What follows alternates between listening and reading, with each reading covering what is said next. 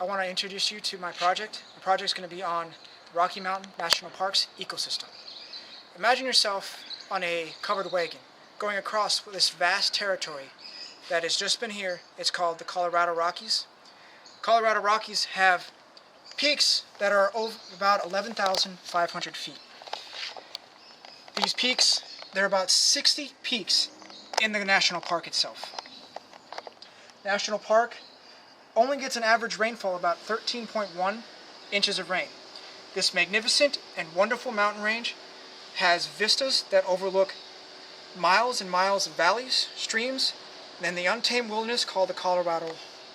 Do you still have that image of the covered wagon bouncing around with Uncle John and Aunt Sue on covered wagons, holding the reins with the clippity-clap of hooves?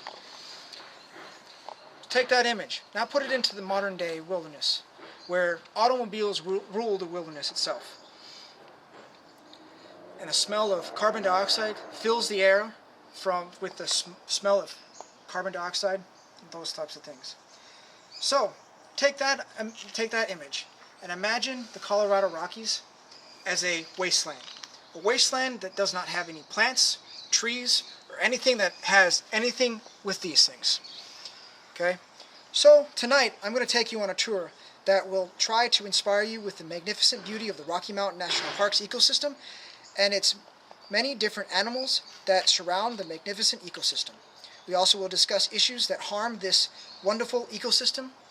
And also, my name is David Minty, and I'm your tour guide for the evening. So now we have what we call the ecosystem. There's 3 different ecosystems that are in this valley itself. We have the Montura ecosystem, we have the subpine ecosystem, and we also have the alpine tundra ecosystem. The Montura ecosystem is right around in this area right here. Okay, it covers between 5,600 to 9,600 feet, which is right in this area here. We also have the sub-alpine ecosystem, which is right here. Okay, it's right around in this section. Alpine is right in here. Okay, that covers between 9,000 and 11,000 feet, which is right in this section right here. Okay, then you have the alpine tundra, which is right here. Okay, alpine tundra is the highest ecosystem that is in the Rocky Mountain National Park. It covers 1/3 of this field, this area. It's also known as, to one word, as the land above the trees. So we have that. We also have, some animals don't really like to spend time here. They like to spend time in this area in here. There's a couple animals. We're going to walk over and to find out what those animals are. Some of the animals that we have that are here. Okay. The animals that love, there's many different species that love to enjoy the wilderness. Some of these species are the tree swallow. Tree swallow is right in this area here. It enjoys the lower sections where most of the animals and most of the water is. We also have a raven. All of us know what a raven looks like. It's the black scarecrow type that scarecrows always like to go over. We have American robin. We also have a black bear. Black bear is very common in Colorado. We don't get that many here, but we have that. We also have a chipmunk. Chipmunks is really funny. As you can see, the mouth and everything else like that, they're an awesome creature. In the subalpine ecosystem, we have a yellow rump warbler, which is this creature right here. Okay, it's very interesting in what it does. We also have a northern hawk, which is right here, the northern hawk. We have a Clark's nutcracker. The Clark's nutcracker has a very, very awesome name, and why it was named it is because of Lewis and Clark's adventure.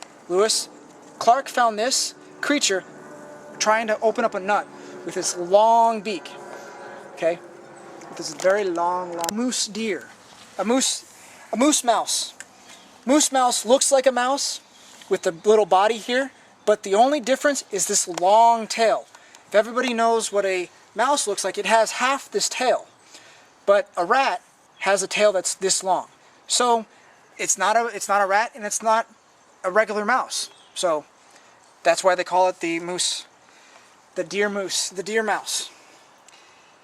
We have another thing called the coyote. We have a ton of those here. We also have elk. Elk are, with these animals' hooves and everything else like that, hooves and antlers, they're a really interesting creature. We also have a prairie falcon. A prairie falcon is an interesting creature in itself. It's basically just like that. It stalks its prey. It loves to eat little rodents. It loves to eat a lot of different other things. We have a white-crowned sparrow. White-crowned sparrow is this one right here. As you can see, it has a little white fur, and it's basically what it's called, a crown. We also have a rosary finch. Rosary finch is right here. Small little creature. You've seen them about that big. They hop around on both of their feet. They don't really walk, but they hop around. So we've talked about the different ecosystems. We talked about what the birds. Now what we're going to do is we're going to talk about what harm does to these ecosystems and what causes these ones to go extinct. There's many different creatures, there's many different causes, but there's only a few that actually are horrible enough that we need to talk about. What happens is you have the water and air pollution. Water and air pollution can have major effects on their food, their way of life. It goes into the water supply and percolates up into the water supply itself, and then they drink it and those things. Then we have carbon dioxide. Carbon dioxide is something that harms the environment itself. It makes the snow that you see in here shrink. As you can see, this is an interesting picture with all the snow. Snow is the best out of everything, but greenhouse gases is what really causes snow to melt and everything else like that. We have with greenhouse gases raise the temperatures, then it decreases the water. When the water melts, when the snow melts, it becomes landslides. Landslides are very bad. It destroys the ecosystem. As you can see here, this is all that's here in this valley. This is a great picture of the alpine tundra itself. Some of the other things that we have to do is drought. You might think that drought is not a major factor in this Rocky Mountain, but it is. You have so much plant life and so much animals that need a ton of water. The 13.1 inches of rain a year is not enough.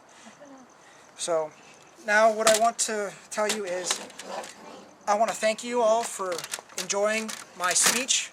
I want to thank the people that helped me out with this presentation. We've talked about the different climates, we've talked about the different ecosystems, we've talked about the different birds and those things. So thank you and good night.